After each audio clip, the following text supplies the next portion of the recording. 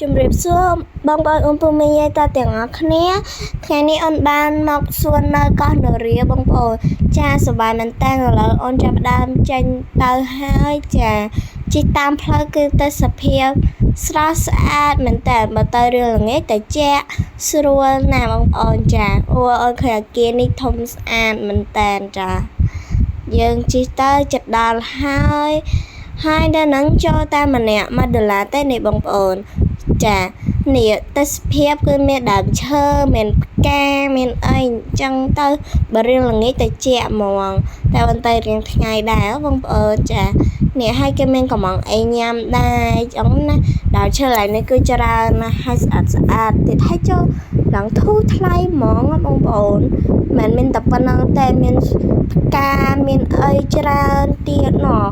មានឡើងច្រើនហើយមើលទៅដូចនៅគ្រីរ៉ូមនៅសៀមរាបអីអញ្ចឹងណាតាមពិតនៅកោះនរាយើងនេះទេបងប្អូនចាឥឡូវនេះយើងអូនកំពុងតែថតរូបលេងចាថតរូបលេងខ្លួនឯងបងប្អូនស្អាតអត់ថតលេងខ្លួនឯងនេះចាឲ្យដើរលេងចឹងទៅ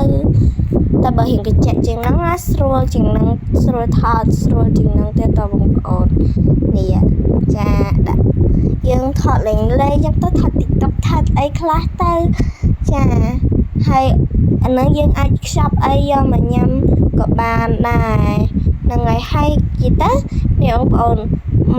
គឺធំមកគួរសមណាចាមិនសូវតូចពេកហើយក៏មិនសូវធំពេកនិយាយទៅមកគួរសមអញ្ចឹងណាបងប្អូននេះចា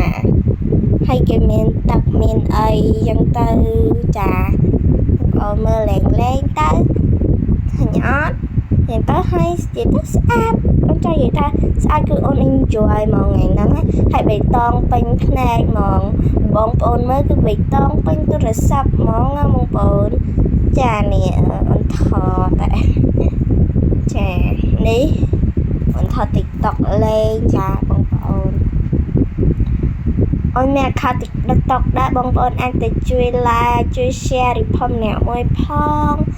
ចានេះឡើងផ្កានេះបងប្អូនមានទាំង sunflower ទៀតតើហើយស្អាតអត់បងប្អូនចាជម្រាបលាអូនពូមីយាយតាទាំងអស់គ្នាចាបងប្អូនអាចទៅលេងបានបាយបាយជម្រាបលា